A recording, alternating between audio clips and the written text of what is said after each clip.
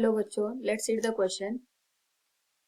2 moles of ideal gas are in a rubber balloon at 30 degrees Celsius. The balloon is fully expandable and can be assumed to require no energy in its expansion. The temperature of the gas in the balloon is slowly changed to 35 degrees Celsius. The amount of heat required in raising the temperature is nearly.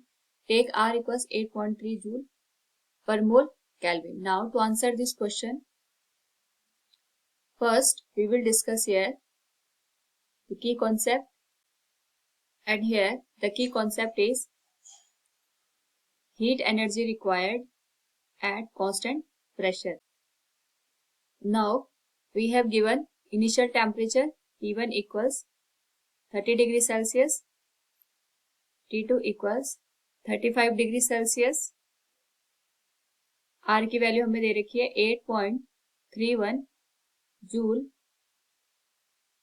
पर मोल kelvin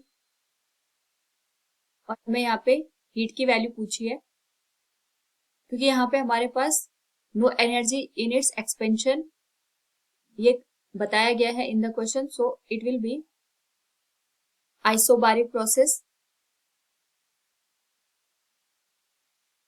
और जब भी हमारे पास isobaric process होती है उस particular case में जो हमारे पास प्रेशर होगा it will remains constant, so the amount of heat will be n Cp into del T. यहाँ पे जो Q होता है it is the heat energy, n is number of moles, Cp इज specific heat constant at constant pressure and delta is change in temperature. So the value of Q will be number of moles हमारे पास 2 दे रखे हैं, Cp की value में find out करेंगे अभी, delta की value है 35 minus 30 degree, so the ratio of Cp divided by Cv will be 5/3 और हम यहाँ से Cv की वैल्यू लिख सकते हैं 3/5 times of Cp. Now by using Mayer's formula, we know that Cp minus Cv equals R के बराबर होता है, तो हम यहाँ पे Cv की वैल्यू लिख सकते हैं 3/5 times of Cp, it will be equal to R. Now अगर हम दोनों को सब्ट्रैक्ट कर लें it will be 2/5 times of Cp equals R,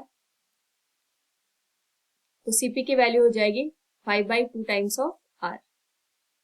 now अगर हम ये वैल्यू पुट कर दें in the given question that is Q equals n Cp into delta T, delta T की वैल्यू हमारे पास 5 निकल के आ गई, so we can write Q equals n की वैल्यू 2 है, Cp की value we can write 5/2 R into 5, सो 2 से 2 कैंसिल हो जाएगा, it will be Q equals 25 times of R और R की वैल्यू हमें गिवन है 8.31, so we will multiply 25 by 8.31 joule पर मोल केल्विन.